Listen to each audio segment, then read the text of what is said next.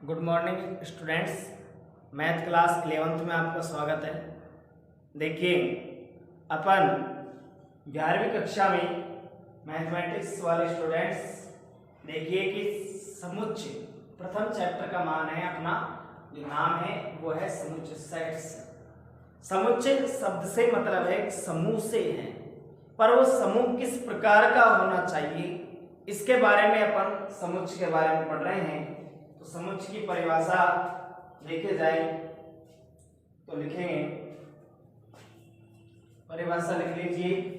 समुच्चय अपनी प्रश्नावली का नाम है सेट्स समुच्चय। इस प्रश्नावली का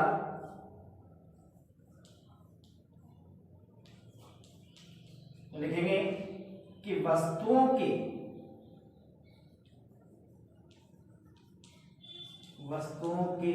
सुपरिभाषित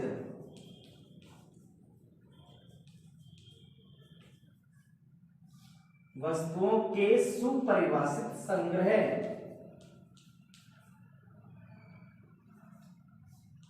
या समूह को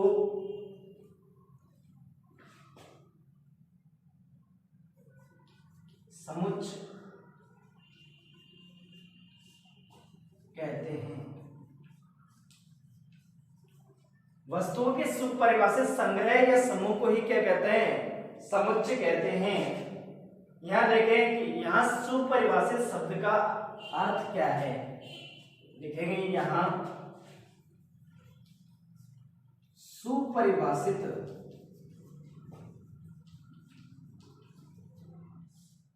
शब्द का अर्थ है कि कोई वस्तु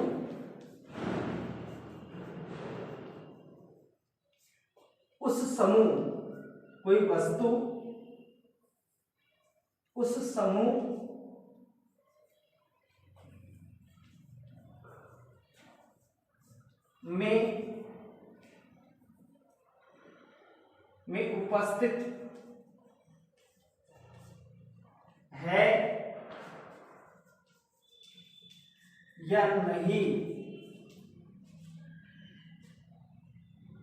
है या नहीं का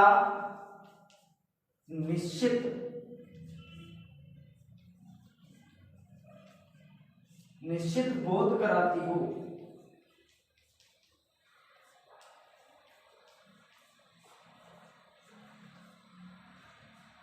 निश्चित बोध कराती है तो वह सुपरिभाषित है। किस सुपरिभाषित शब्द का अर्थ ये कि कोई वस्तु उस समूह में उपस्थित है या नहीं है, इसका निश्चित पता चलता है कि वो समूह के अंदर स्थित है या नहीं है। जैसे मान लीजिए कि अंग्रेजी वर्णमाला में अक्षरों का समूह, तो अंग्रेजी वर्णमाला में अक्षरों का समूह सुपरिभाषित है, क्योंकि ए से लेकर के ABCD जेड तक होते हैं। इससे ज्यादा अगर अपन देखें तो कोई और अक्षर होते नहीं है अंग्रेजी में कि ए से लेकर के जेड तक स्थित होते हैं, तो ये सुपरिभाषित हो गया। तो वस्तुओं का समुच्चय, तो अंग्रेजी वर्णमाला के अक्षरों का समूह क्या है? समुच्चय के रूप में स्थित है। तो यहाँ पर अपन देखें कि अब इस समुच्चय को व्यक्त किस तरीके से करते हैं, आप थोड़ा सा देख लीजिए कि समुच्चय को एग्जाम्पल दे रहा हूं कि समुच्चय का मतलब क्या है कि अंग्रेजी वर्णमाला के स्वरों का समूह, अंग्रेजी वर्णमाला के स्वरों का समुच्चय।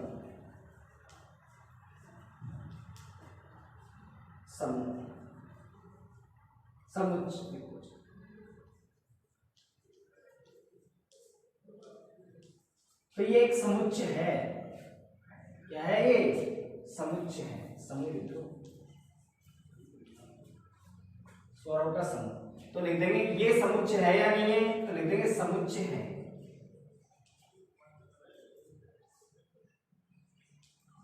क्योंकि अंग्रेजी वर्णमाला में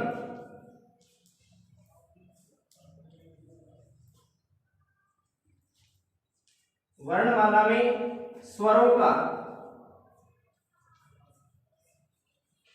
समूह फिक्स होता है, निश्चित होता है।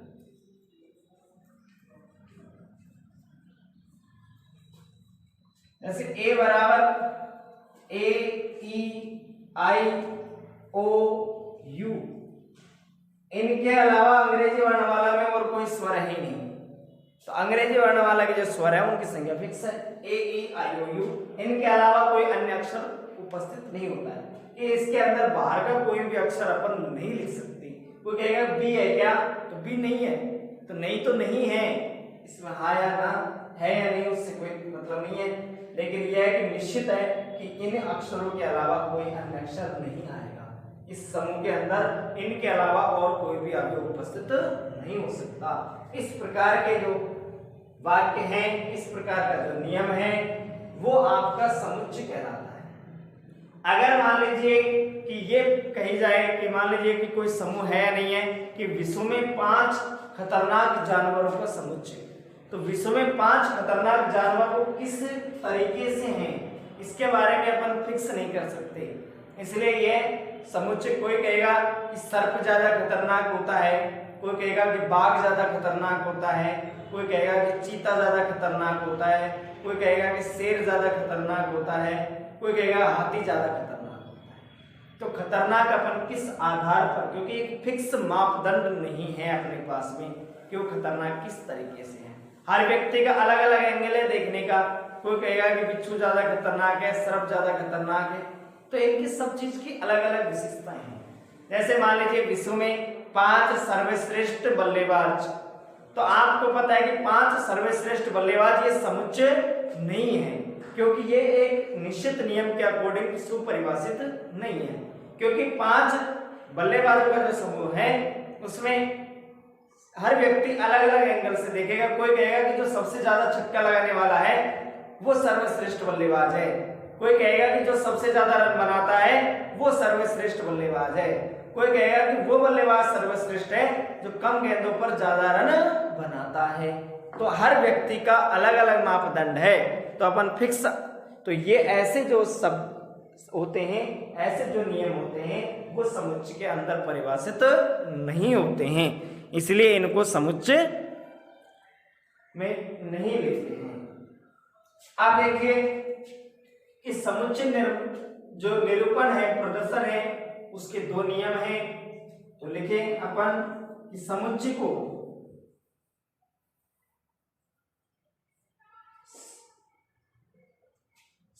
व्यक्त करने की विधि,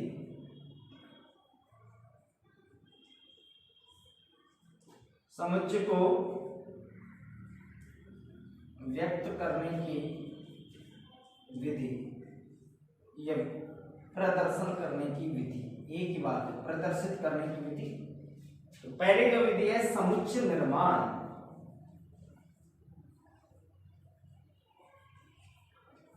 समुच्चय निर्माण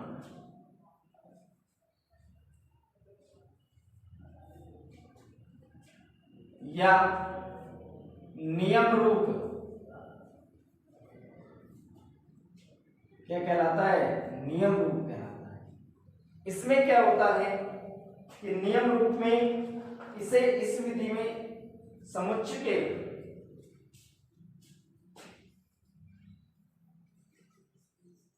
इस विधि में समुच्चय के सभी अवयवों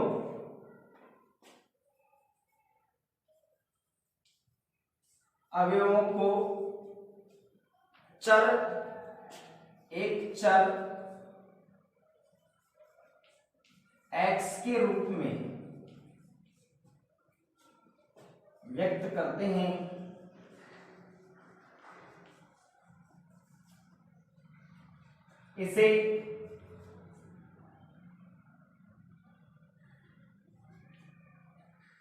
इसे मजले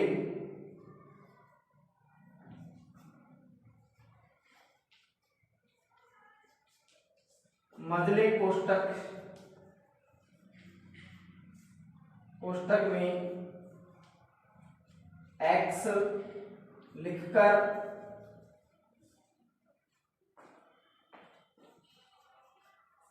एक्स लिखकर इस चिन्ह का प्रयोग करते हैं। एक्स, इसको सच दैट बोलते हैं। ऐसा है कि, या इस तरीके का चिन्ह भी आप प्रयोग में ले सकते हैं। एक्स लिखकर चिन्ह लगाकर नियम लिखा जाता है।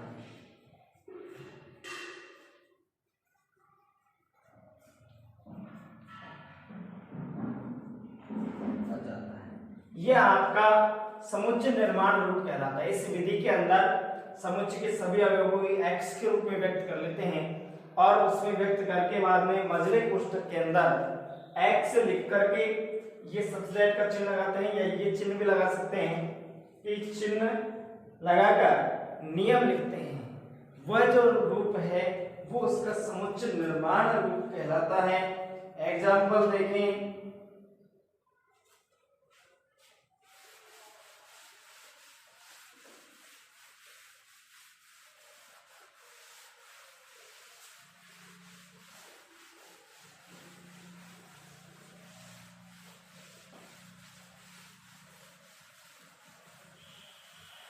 एग्जाम्पल है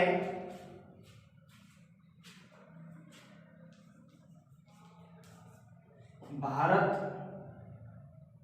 एक भारत का नागरिक, भारत का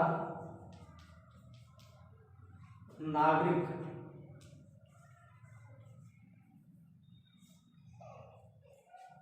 भारत का नागरिक नागरिकों का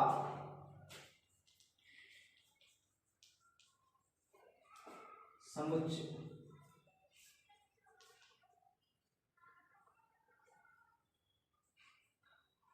नागरिकों का समुच्चय, इसे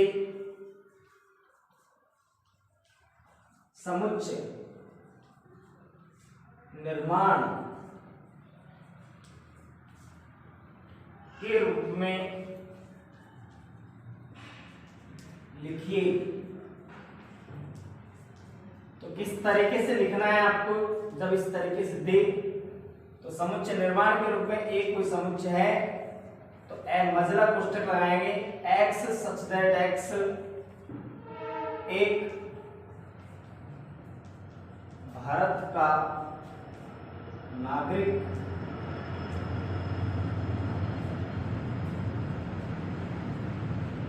इस तरीके से जब लिखने का जो तरीका है वो आपका समुच्चय निर्माण रूप कहलाता है। कैसा रूप कहलाता है? समुच्चय निर्माण या नियम रूप कहलाता है। दूसरी जो विधि है इसकी वह है रोस्टर रूप।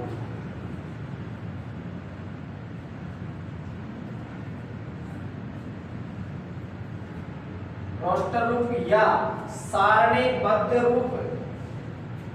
दूसरा नाम क्या है इसका? सारणीबद्ध रूप।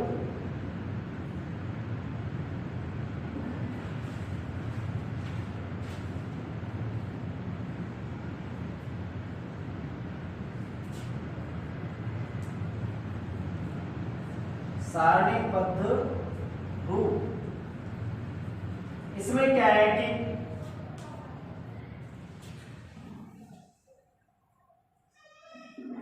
इस विधि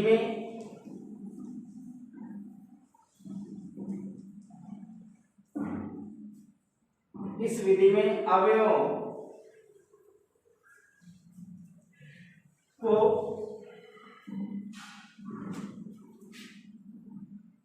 मझले कोष्ठक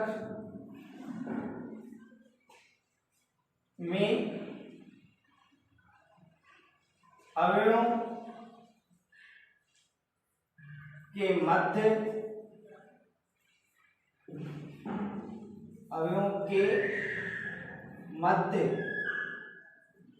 अल्प विराम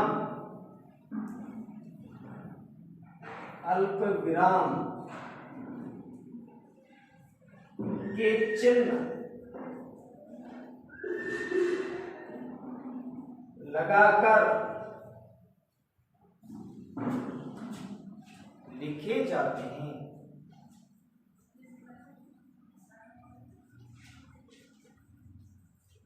जैसे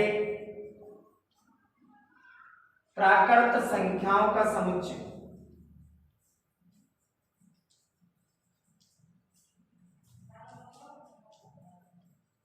प्राकृत संख्याओं का समुच्चय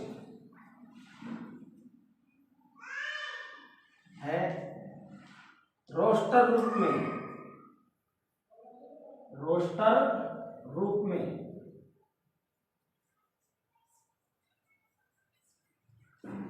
लिखिए। तो इस तरीके का क्वेश्चन अपन को मिलेगा कि प्राकृत संख्याओं का समुच्चय है, इसको रोस्टर रूप में लिखना है।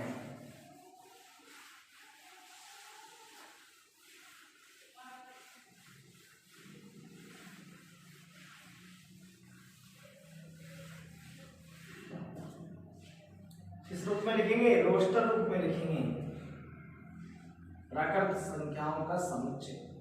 तो मान लीजिए प्राकृत संख्याओं का समुच्चय को n से व्यक्त कर सकते हैं, 1 2 3 4 डॉट डॉट इंफिनिटी तक। यह आपका कहलाता है प्राकृत संख्याओं का समुच्चय है। ये इसका रोस्टर रूप होता है। मझले कोष्ठक के अंदर अल्पविराम के चिन्ह, कॉमा का चिन्ह लगा करके अवयवों को लिखा जाता है। यह आपका रोस्टर रूप है। तो ये समुच्चय प्रदर्शित करने की जो विधि है इसकी बात हुई। अब अपन बात करें कि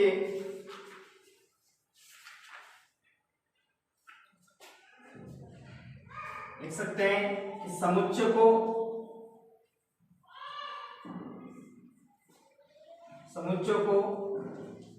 अंग्रेजी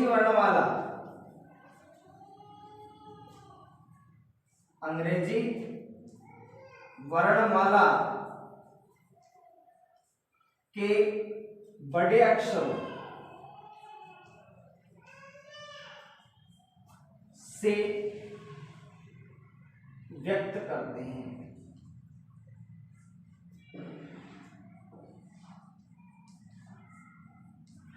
किससे व्यक्त करते हैं? बड़े अक्षरों से व्यक्त करते हैं। दूसरी चीज क्या है कि समुच्चय के अवयवों को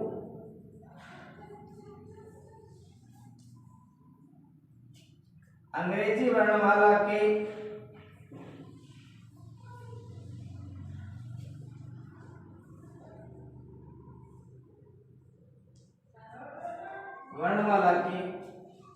छोटे अक्षर स्मॉल लेटर से व्यक्त करते हैं। ठीक है। तो यदि कोई समुच्चय है उसका अपन नाम लिखें, उसको व्यक्त करें तो अंग्रेजी वर्णमाला के बड़े अक्षरों से व्यक्त करेंगे, कैपिटल ABC से। और यदि उसमें अवयव है, किसी अवयव को निरूपित करने की आवश्यकता पड़े तो उसमें अपन कौन से अक्षर काम में लेंगे? छोटे अक्षरों को काम में लेना है। ये आपके समुच्चय की बात रही। लेकिन क्या है कि समुच्चय के अंदर अपनी संख्या पद्धति जो होती है उसका मुख्य रहता है। संख्या पद्धति के अंदर प्राकृत संख्याओं का समुच्चय, प्रथम 5 प्राकृत संख्याओं का समुच्चय। तो अपन को प्राकृत संख्याओं के बारे में जानकारी होनी चाहिए। प्रथम 3 पूर्ण संख्याओं का समुच्चय है, परिमेय संख्याओं का समुच्चय है, अपरिमेय संख्याओं का समुच्चय है, धनात्मक परिमेय संख्याओं का समुच्चय है, ऋणात्मक परिमेय संख्याओं का समुच्चय है। तो ये सभी चीजें अपन को इसके बारे में जानकारी होनी चाहिए। आपने पहले भी पूर्व में भी खूब पढ़ा है कि शुरू से पढ़ते आ रहे हैं कि स्टार्टिंग में संख्या पद्धति 9th क्लास में भी, 10th क्लास में भी वास्तविक संख्या थी। यहाँ पर अपन वास्तविक संख्याओं के अलावा 5वीं प्रश्नावली में जाकर के काल्पनिक संख्याएं भी पढ़ेंगे, सम्मिश्र संख्याएं बोलते हैं उनको। अब यहाँ पर अपन संख्या पद्धति के बारे में थोड़ा सा ध्यान देते हैं कि किस चीज से व्यक्त करते हैं, कैसे लिखते हैं। ये चीज है बाद में अपन प्रश्न देखेंगे, जिससे आसानी से प्रश्न भी अपनी समझ में आ जाएंगे। लेकिन पहले अपना कार्य है संख्या पद्धति के बारे में ज्ञान होना चाहिए, तभी अपन प्रश्नों का सही तरीके से जवाब दे सकते हैं। संख्या पद्धति की बात करें तो देखिए, पहले भी आप बार से लिख चुके, केवल आपको समझना है और लिख लेना है। तो आप बात कर रहे हैं कि सबसे पहले प्राकृत संख्या, प्राकृत संख्या को कैपिटल एन से व्यक्त करते हैं। संख्या पद्धति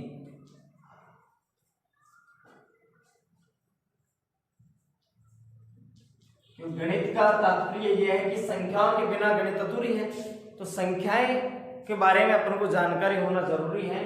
प्राकृत संख्याएं क्या होती हैं, आपने पूर्व में शुरू से पढ़ता है 5वीं क्लास से। तो यहाँ पर 1 2 3 4 5 डॉट डॉट इंफिनिटी तक जितने अपन लिख सकते हैं उतने तक लिख सकते हैं, कि पर ये स्टार्ट कहां से होती है, 1 2 3 4 5 डॉट डॉट अनंत तक होती है। ये आपकी प्राकृत संख्या है, इनको n से व्यक्त करते हैं।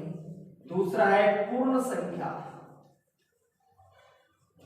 पूर्ण संख्या को w से व्यक्त करते हैं। w बराबर 0 1 2 3 डॉट डॉट अनंत तक। यदि प्राकृत संख्याओं में शून्य को और सम्मिलित कर लिया जाए तो वो अपनी कौन सी संख्या प्राप्त होती हैं, वो अपने पूर्ण संख्याएं प्राप्त होती हैं। तो पूर्ण संख्याओं किससे व्यक्त करते हैं, w से व्यक्त करते हैं। देखिए नंबर 3 है पूर्णांक संख्या। तो पूर्णांक संख्याओं में z से या i से, i या z दोनों में से किसी से भी व्यक्त किया जा सकता है। तो आपको पता है z या i या z बराबर, तो देखिए इसमें माइनस में भी इंफिनिटी तक होती हैं संख्याएं, -3 -2 -1 0 1 2 3 डॉट डॉट इंफिनिटी।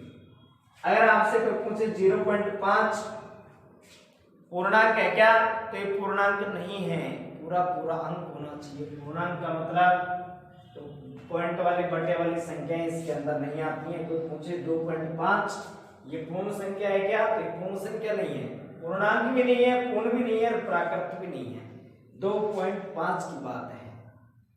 तो इसमें टुकड़े बटे वाली संख्याएं नहीं आती हैं, केवल इसमें जो संख्याएं आती हैं तो पूरी पूरी संख्या प्राप्त होनी चाहिए, पूर्ण मान प्राप्त होना चाहिए, पूरा पूरा मान प्राप्त होना चाहिए। आप देखिए इनमें भी, इनको भी बांटते हैं अलग अलग तरीके से। तो चौथा है कि धनात्मक पूर्णांक। धनात्मक पूर्णांक को क्या है कि i z प्लस या i प्लस से व्यक्त करते हैं, इसमें धनात्मक संख्याएं आती हैं। तो देखिए धनात्मक संख्या कौन सी है, 1 है, प्लस का, चाहे प्लस का चिन्ह लगाओ चाहे मत लगाओ, प्लस वाली जो संख्याएं हैं वो सब संख्याएं क्या कहलाती हैं, धनात्मक पूर्णांक कहलाती हैं। नंबर 5 ऋणात्मक पूर्णांक। ऋणात्मक पूर्णांक संख्या,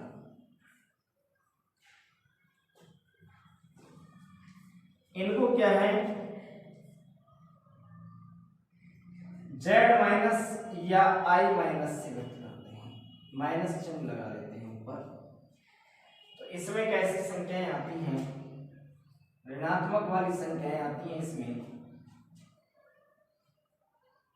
-1 -2 -3 -4 माइनस इंफिनिटी तक। तो ऋणात्मक जो संख्याएं हैं वो सभी संख्याएं क्या कहलाती हैं, ऋणात्मक पूर्णांक संख्याएं कहलाती हैं। नेक्स्ट वीडियो में पढ़ेंगे।